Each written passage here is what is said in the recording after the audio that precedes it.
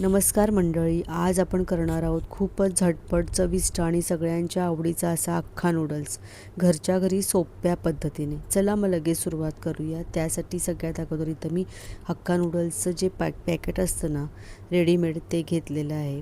या प्रकारे याच्यामध्ये नूडल्स असतात आणि त्याबरोबर इथे मसाल्याचे सुद्धा 2 पॅकेट असतात. हे बघा, या प्रकारे हे मसाल्याचं सुद्धा याच्यामध्ये तयारच पॅकेट असतं. आता सगळ्यात अगोदर आपल्याला हे जे नूडल्स आहेत की नाही, हे शिजवून घ्यावे लागतात, म्हणजे बॉईल करावे लागतात. त्यासाठी सगळ्यात अगोदर मी एका पातेल्यामध्ये इथे पाणी गरम करून घेते आहे. पाणी आपल्याला चांगलं उकळून घ्यायचं आहे आणि त्यानंतर त्याच्यामध्ये हे जे नूडल्स आहेत ना ते घालायचे आहेत. त्यामध्येच 1 चमचा मी इथे तेल घातलेलं आहे. तेल घातल्यामुळे हे नूडल्स एकमेकांना चिकटत नाहीत. आता एक 2-3 मिनटं होऊन गेलेले आहे. चांगलं पाणी उकळलेलं आहे, तुम्ही बघू शकता. आता हे बॉईल झालेले आहेत नूडल्स आपले. काढून घेऊया. फार वेळ हे शिजवायचे नाहीत, नाही तर ते खूपच स्टिकी असे होतात आणि एकमेकांना चिकटून बसतात. यातलं लगेचच पाणी काढून टाकायचं आहे. पाण्यामध्ये, गरम पाण्यामध्ये जास्त वेळ ठेवायचे नाहीत.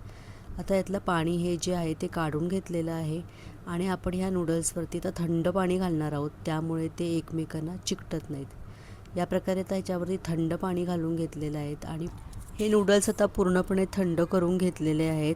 आता आपण हक्का नूडल्स करायला सुरुवात करूया. त्यासाठी एका कढईमध्ये मी इथे तेल गरम करून घेतले. 1 चमचा लोखंडाच्या कढईचा वापर केलेला आहे. त्यानंतर ह्याच्यामध्ये एक मोठा कांदा चिरून घेतलेला आहे, तो घातला. कांदा हलकासा इथे पहिल्यांदा परतून घ्यायचा आहे. आपण याच्यामध्ये इतर भाज्या वगैरे सुद्धा घालणार आहोत. त्यानंतर याच्यामध्ये मी 1 चमचा आलं लसूण पेस्ट घातलेली आहे. आलं लसूण पेस्ट आणि कांदा ह्याच्यामध्ये लागतोच, म्हणजे त्याची चव खूप छान येते.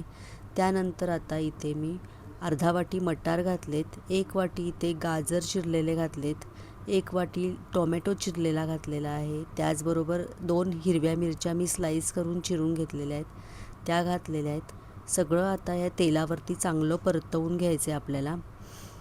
अर्धवट असं कच्चंच ठेवायचं आहे, म्हणजे पूर्णपणे ते शिजवायचं नाही आहे इथे आपल्याला.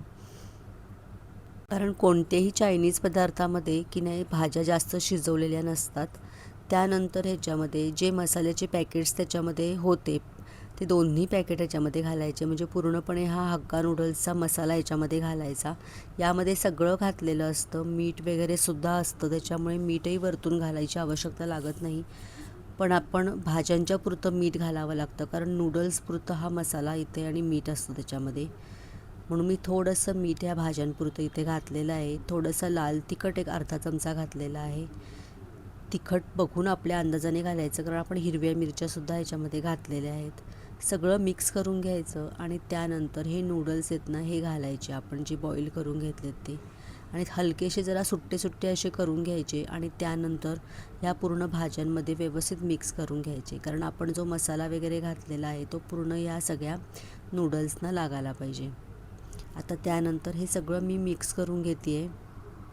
अगदी हलक्या हाताने हे फिरवायचं, खूप जोरात असं फिरवायचं नाही, नाहीतर ते नूडल्स तुटतात आणि एकमेकांना चिकटून बसतात. त्यामुळे अगदी हलक्या हाताने मी हे सगळं मिक्स करून घेतलेलं आहे. तुम्ही बघू शकता व्यवस्थित सगळा मसाला ह्या नूडल्सना इथे कोट झालेला आहे.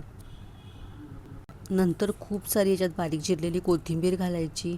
झटपट आपला हा अख्खा नूडल्स तयार झालेला आहे, कमी साहित्यामध्ये आणि अगदी कमी वेळात तयार होणारी ही रेसिपी अगदी लहानांपासून मोठ्यांपर्यंत सगळ्यांना खूप आवडते. तुम्ही ही रेसिपी नाश्त्यासाठी किंवा संध्याकाळच्या स्नॅक्ससाठी नक्की ट्राय करा. कशी वाटली ते कमेंट करून सांगायला विसरू नका. आणि अशाच नवीन नवीन रेसिपीसाठी माझ्या चॅनलला नक्की सबस्क्राईब करा. आणि फेसबुकवर तुम्ही माझा हा व्हिडिओ बघत असाल तर फेसबुक पेजलासुद्धा लाईक करा, शेअर करा, कमेंट करा आणि फॉलो केलं नसेल तर फॉलो करा. मस्त हे बाउलमध्ये मी सर्व करून घेतलं आहे. ह्याच्यावर तुम्ही टोमॅटो केचप किंवा टोमॅटो सॉस घेऊन सर्व करू शकता. मस्त अगदी लागतं.